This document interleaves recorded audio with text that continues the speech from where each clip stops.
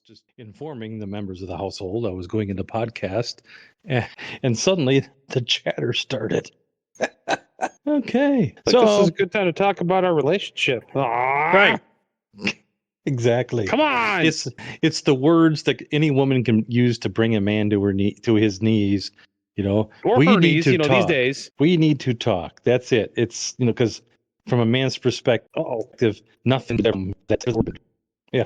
Covered up my head. Breaking up there, killer. Well, I'm attempting to attain the interweb connection here. How about now? It sounds better now. Well, it sounds the same, but there's less gaps in it. Oh, one of my noise gate needs to be adjusted. I can do that. Yeah, it just like cut out. It was like, and then it was good. Okay. Has not repeated. So we'll just continue on with this. All right. Well, maybe I just need to show. Project more, that kind of thing. Less. It's hard to get the amount of projection right. It is. Yes, that is very correct. Yeah. It's hard to know the right amount, Yeah. Yes. Yes. Well, there's an owl in here. I suppose we should start this thing. I suppose you should. I don't know what this Wii stuff is all of a sudden. Welcome again to another episode of Drake and the Maestro, almost relevant and almost ready for lunch. This chicken is the bomb. Definitely. Oh, I know. I'm not almost ready for lunch. I'm ready for dinner. Forget lunch. Forget fixing. Okay. Well, it depends on what time of the day and what kind of schedule everybody's on. Some of them are lunch, whatever, Some are able to sublimate, others can adjust. You know how it is. Yeah, you know how it is. Right. All right. Before we get on to other things, I have to finish off the tree saga. And yes, the tree saga. Because if you remember, we got to start playing Weird Al's the Weird Al's The Saga Begins. A long, long time ago, in a galaxy far away. As you remember, in our last episode, I was sitting here waiting for the tree guy who apparently was going to come the next day. Yes. Mm-hmm. And his skid steer that he got on Temu is broken down and spraying hydraulic oil all over the lawn, which is now turning brown. So there's a bonus, Yes. So then he wants to borrow the neighbor's skid steer. And remember we talking about that. And then maybe it turns out the tractor. Neighbor's skid steer is missing a wheel. So that's off the table. That does put a hamper on things. So yeah, then it's our tractor, but then I'm starting to get anxiety about the things I've seen this guy already doing. My wife telling me, she's not comfortable with having the guy operate it, which it's an antique. It's like from 1960s.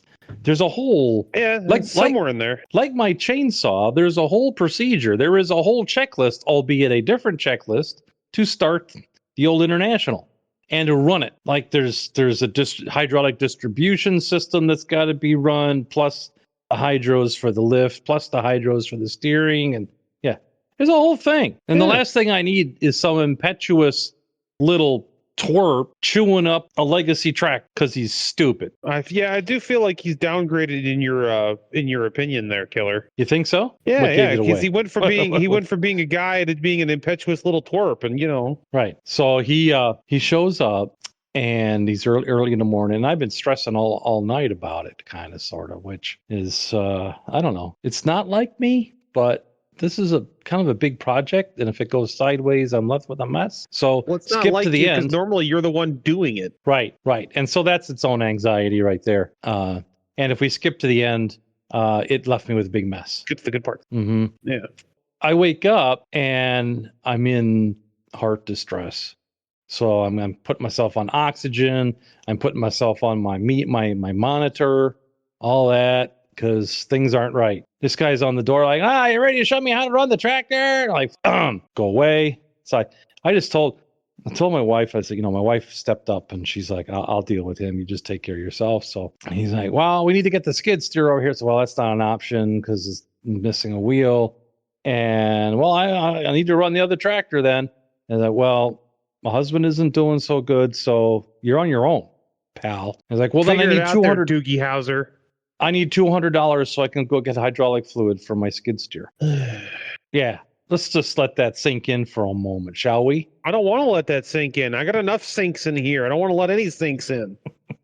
So he First it was $100, then it was $200, then it was $1,200. Like, what in the world is? Meanwhile, I'm watching my oxygen numbers kind of hitting 80s in the 80s. I'm like, I'll talk to this guy. No, I'm gonna die with this idiot trying to get hydraulic fluid. It was more like if I go, I'm taking somebody with me. Oh, sure. Are you sure you're not too bitter about this story to make it faster and funnier there? Because you're lacking the funny here. All right. So the bottom line is he kept trying. He gets to, the maestro sometimes at a job will hit the wall. You know what I'm saying? I will. You just kind of get to the point where you hit a wall and that's it. We're done thinking. Stop. We're done working. We got to stop because we're getting emotional. Things are about to get thrown around, and there's going to be a silverback ape in the yard. And generally, use silverback apes with chainsaws are not a good idea. Right, and that's what we had. He hit the wall and it wasn't pretty. And I was trying to tell him, hey, my wife was trying to tell him, listen, you got to finish the job. It's like, I want to get paid and I want to get paid now. So, hey, you got to finish the job. So he goes out there, he's trying to cut and he comes back. It's like, I can't, I want to get paid. I'm looking out there and here's these huge 4-foot diameter trunks laying on the ground, but they're 12 feet long. I can't deal with that. The whole idea of hiring someone is so that the elderly couple doesn't have to deal with, right? Yeah. Especially the disabled elderly couple. So I said, you know what? I'm ready to have him out of there too. So I just write him a check for, a discounted amount, paid in full. Wife goes out there, says, well, you're not done, but you can have this. Oh, I'm not taking that. I'll have a lawyer. I'm going to sue you guys. It's like, will you please finish the job? And he goes out there and he tries cutting for a little while. And apparently he has a fit, throws his saw down and just loads up all his crap and demands a little extra beyond what I gave him to go. So I gave him a little extra, not the full amount, and he leaves, never to be seen again. Hopefully he drove off the cliff and landed in the river and was washed away and never to be heard from again. So is there something funny in that story, or? There is. We're just done with all this, and no sooner is this going on, and we're all settled, and I'm starting to come out of this whole stressful situation, and my phone goes ding. I look it down. There's a text. Who's the text from? I'll give you one guess. It's your neighbor. He's found the missing wheel for his skid steer. Close. It's the first tree guy. He says, hey, we'll be able to make it out and I can pick up the wood and stuff. Like, perfect. That would be wonderful. So it's coming full circle, right? It's great. And then he drops as long as it doesn't rain. No. Come on. The day, the consecrated blessed day arrives, and he's 2 hours past his estimated arrival. I'm like, hey, there's not a cloud in the sky. There's nothing on radar. We moved our plans. We moved our plans around for the day. What's going on? I text him like, are you still coming? He's like, yeah, I got tied up in this other tree job. I'll be out there in a little bit. Cool. True to his word, he shows up and he starts cutting up these big remnants. He calls me back out there and he goes, you need to see this. He says, I found out why your other guy got mad and quit. Mm-hmm. One tree, the whole bottom of the trunk, and this is the bigger one that's like all around, is filled with concrete. Oh, it wasn't me. It was apparently where it was rotting, where the limbs fell off and were breaking in the house, right? That was a pre-existing condition that he had already cut some limbs off and noticed that the tree was hollow. So he just filled it with concrete. Yes, it'll be fine. There's a special place for people like that. Well, there should be a notice. It does, at least. It does explain a few things of why he couldn't get through. Boy, that guy's saw is real screwed. Yeah. The other guy. That's right. We found the remnants in the yard. You'd think he would have noticed that, the dust changed color all of a sudden. Oh, he noticed. I'm sure he was going through and it was like, clang, sparks, bits. Because, if he'd have come into you and said, hey, I can't cut these in half. And you're like, well, you need to do it. And he said, well, they're full of concrete. I'm sure that would have maybe changed the tune on the fiddle there. It would have. I would have been, oh, crap. Oh, okay, well, do what you can. That would have been my thing, and I would have paid him in full and sent him on his way. But for whatever reason, this young pup has no ability to communicate. It's just, I don't know. He's like, he loses his head, and then it's Silverback Ape, and I need money. It's like, oh, leave. But Tree Guy number 1 and I, we all had a good laugh. We had a really good laugh. Like, that thing would have really been a problem. Yeah. So what did he do? It's still here. We're gonna have to use the bucket loader and drag it over to a burn area. Burn all the wood off and then break up the concrete, I guess. And fill it with diesel. And then put it with the riprap on the side of the slope, for the erosion control. But there's the punchline. Yeah. So waiting for the punchline of the tree story. There it is. Trees filled with concrete. That explains a few things. Yeah. At least it wasn't the tree didn't fall over sooner. All over sooner. And at least it wasn't concrete all the way to the ground. You didn't hit concrete trying to cut the trunk from the ground. Right. Yeah, it also means your stump grinder guy won't have a problem with the stump when he comes out. Although I've most of those stump grinders I've seen wouldn't care about concrete anyway. Yeah. We're good. Concrete protesters, they don't care. Yeah, whatever. Whatever's in the way, it's going to get ground into mulch. Yeah. So there you go. I also looked up his skid steer because it's one of those zombie China brands, Erie. Like Erie used to make heavy equipment, but now it's just a zombie brand like Black & Decker. Other, and I looked up his model 20 because we were looking at the nameplate while it was sitting here, and it's a 2024 model. And I found I only went to one equipment auction place and found 50 of them all up for auction for like anywhere between 1,000 and problem, I'm sure. All of them with the same hydraulic drive problem. Every last one of them. Like, yay. He's probably in the market for a new saw too. I say he's at least in the market for a new chain at minimum. Oh yeah. We were just looking at the chips that had come out of the cut. It was like, ooh, not pretty. Well, you had your Chowder-head to deal with, and I had mine. All right. So I've already said. Regale us of your tale here on you with the Chowder-head corner of my trials and tribulations, if you will allow me. Do we need an intro here for Chowder-head corner? I guess we're into it. No, that's pretty much the whole show. I mean, we're Chowder-heads too. This is our corner. Welcome to it.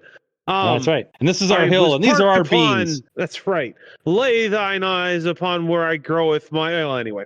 I was parked upon yonder truck stop, and I needed to use the facilities, so I waddled my way inside quite quickly and took care of business, and I returned.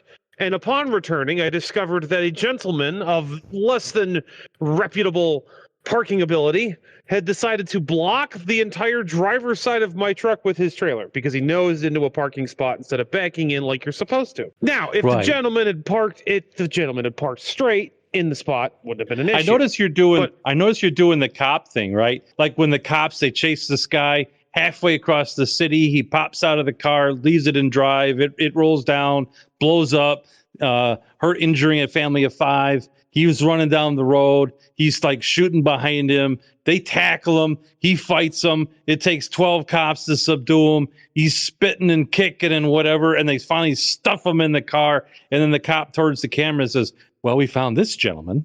Right. Well, trying to be, there was, we'll get there. We'll get there. So he parks like the jack wagon he is.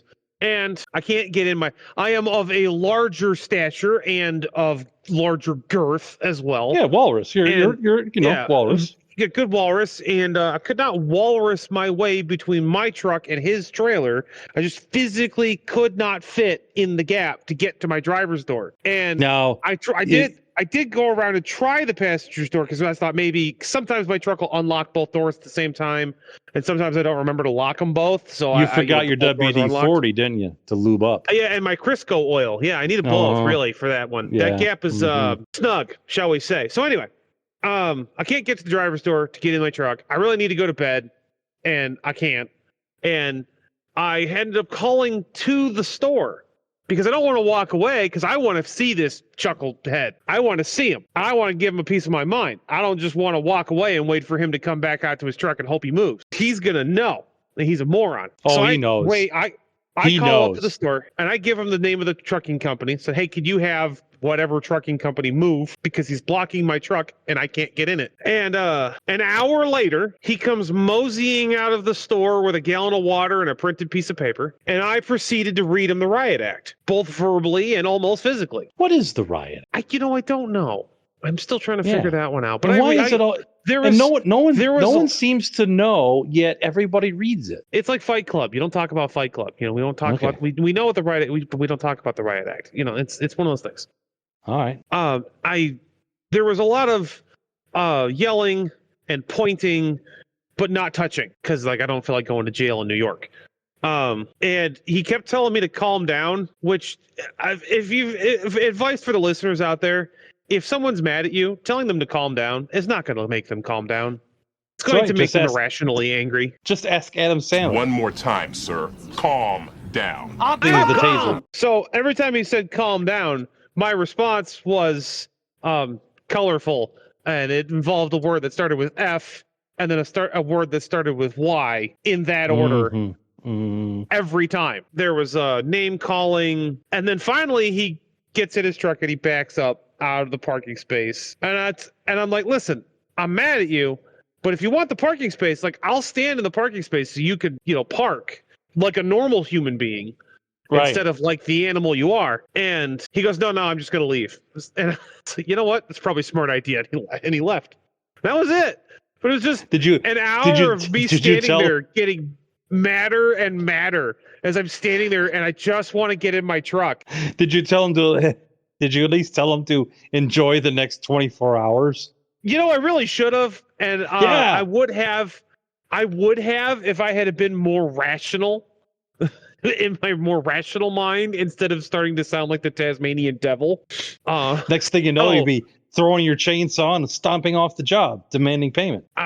Maybe, but. And he asked me, why don't you get in the passenger door? It's locked. Well, where are your keys? They're in the truck. Oh, yeah. Kind of see my problem here, don't you? Because would you expect other people to park like normal people, inside the parking lines? That's where you fell down right there. The Drake will put up the pictures on the Rumble video. When you expect people to park in the lines and park like normal civilized human beings, you don't need to bring your keys with you when you're about to crap your pants. I wasn't going to dig for them on the passenger seat when I'm barely holding it in as it is. It's get out and run to the bathroom by Willie Make It and Betty Don't. Maybe that was his problem too, only he didn't have time to back up and put it in the spot. Listen, if I can do it, he can do it. Okay? I'm just saying. If you say so. I'm just saying. I'm just saying. What does that mean? I'm not saying anything. I'm just saying. What does that mean? I don't know. Saying. You're asking me, for someone in punching range, you're asking a lot of questions. I'm not in punching range. You're always could That's be. why I'm asking, because I know I'm not.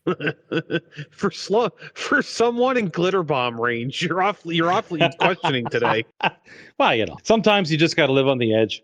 Just like sometimes you got to feed some speed to your ride. That's right. And sometimes you got to pet the dog. I don't even know what that means. Sometimes you got to pet the dog. Sometimes you got to wet the weasel. However you want to say it. I don't want to say it either one of those ways, because somehow I feel don't like either. There's a harassment and a video called Boundaries in my future. And I'm just going to move on to the next segment then. Okay. Police respond to a domestic in Florida. Are you ready for a Florida domestic? Oh, I'm watching it. I don't know. Are the listeners ready for a Florida domestic? Well, this is kind of Florida Man, but it has ramifications beyond Florida. So it's not in our Florida Man segment per se. Okay. Because it's not total lunacy. Okay. So police, they respond. They go to this domestic disturbance in Florida, and it's this address and get it's in front of a single wide trailer. Right. Of course. Of course. Right. The guy is running around going silverback with his shirt off and wearing the Adidas track shorts or track pants.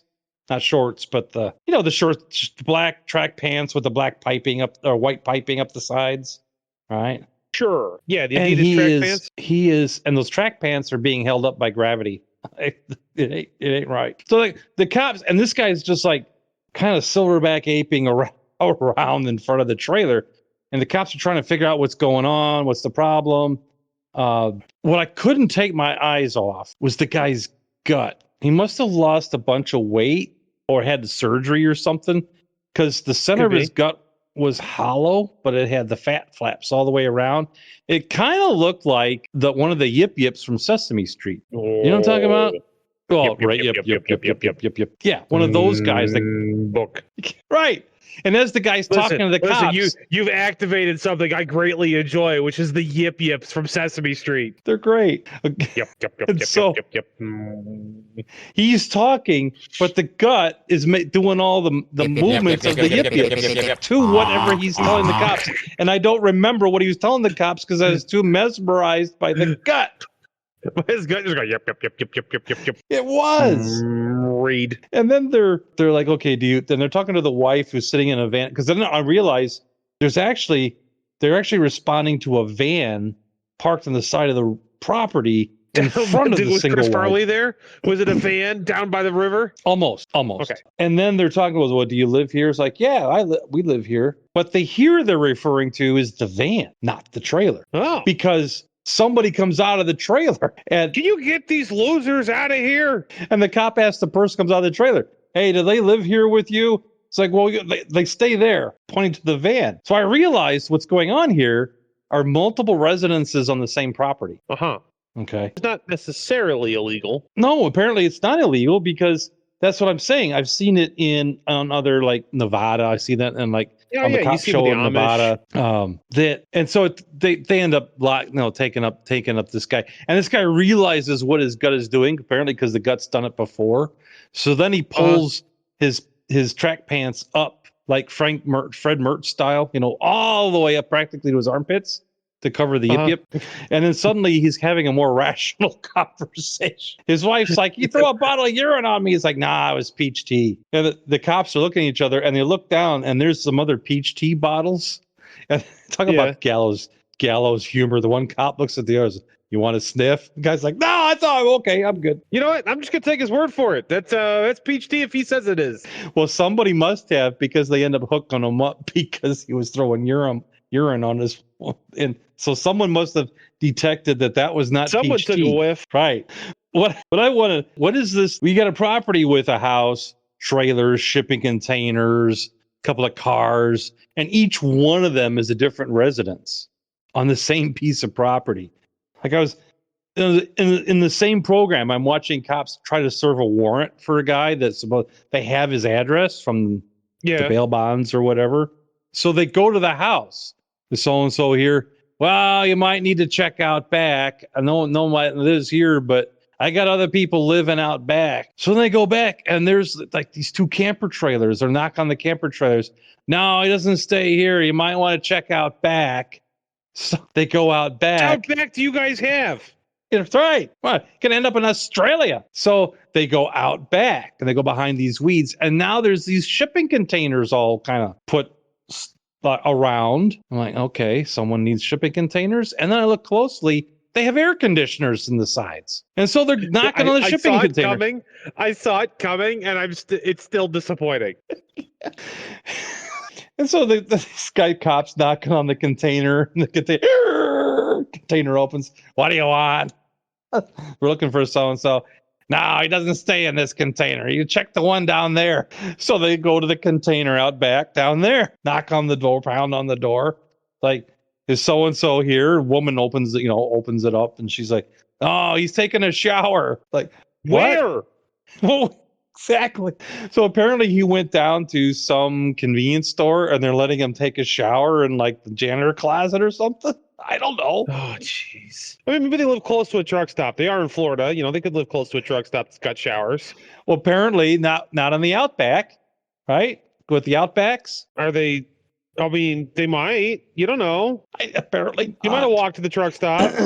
Apparently not. You don't know. Is there air? I know. No, you don't know. And that's one thing I was thinking about looking at those containers, because there's no windows cut in them and everything, and they close the door tight from the inside. I'm like, is there air?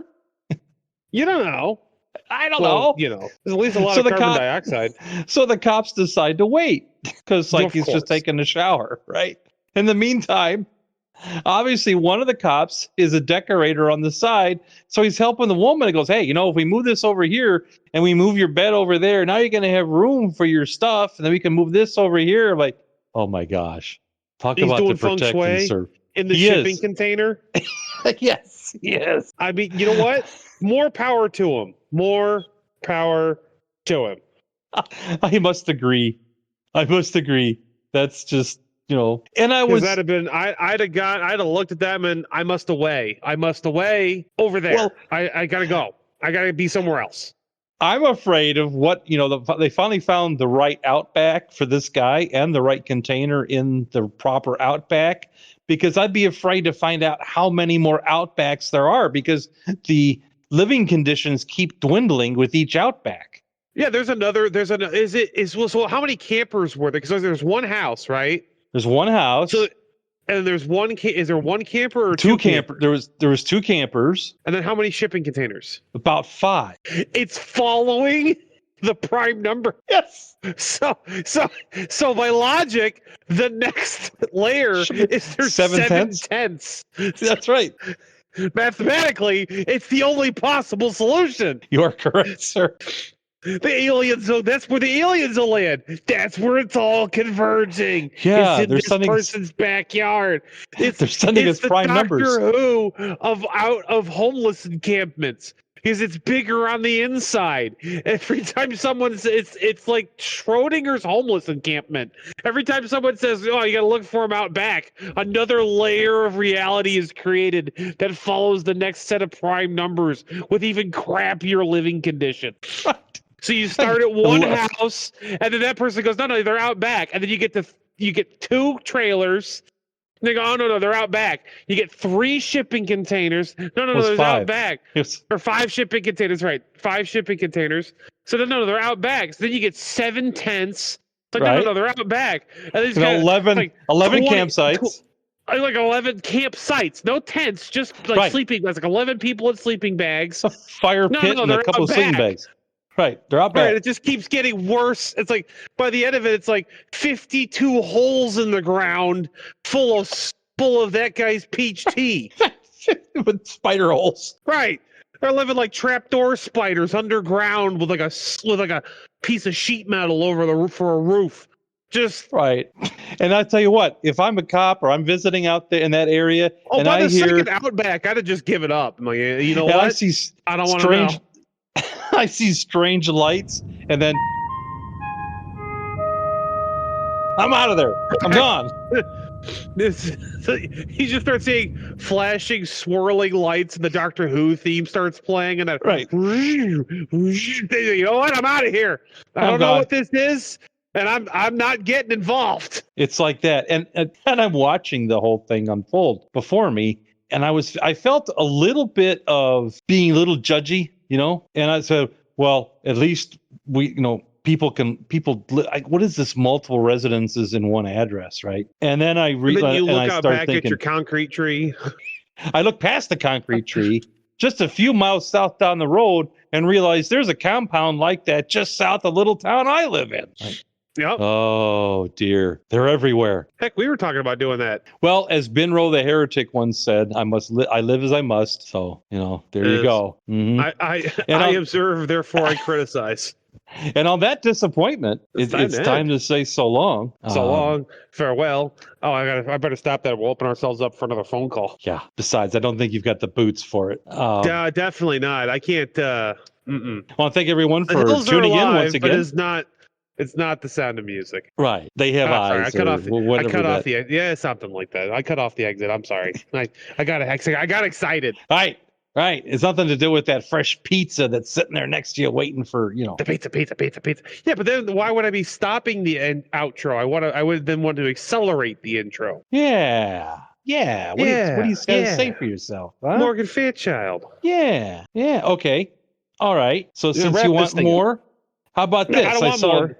I saw this video where a man tries to rob a concealed carry class. Huh? That's genius. That's Modern problems require modern solutions. He slinks his way into the class because everybody's got a gun and tries taking a gun out of someone's range bag. Genius. Mhm. Brilliant. Gets chased outside, The cops are responding. Meanwhile, half the concealed carry class with the instructors hot on his heels, and all he's got to arm himself is a screwdriver because the gun was slapped out of his hand. Or the concealed carry. Say I it. can't. You got me all tongue-tied. Yeah, I had that problem too. It's a family trait. Welcome to it. Enjoy it. The cops show up, and the first thing he does, he jumps on the cop and stabs him, like right in the neck. Yeah. And that was all license the instructor need. And the instructor, the cops are dealing with the officer class, down. This is how you deal with a crackhead. Exactly. This is how you handle a crackhead with a screwdriver. It's like that clip from The Naked Gun with the driving instructor. You damn right! Right, Stephanie. Gently extend your arm. Extend your middle finger.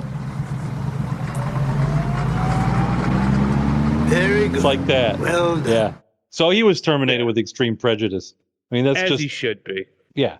Of all the places to rob. Yeah, I'm going to go rob. And you wake up, you take your shower, you leave your shipping container, you go take your shower, and then you're like, what am I going to do today? What is he? Some kind of Richie Pants? He rolls out of the sleeping bag he's tied himself into. Oh, he's in the Outback.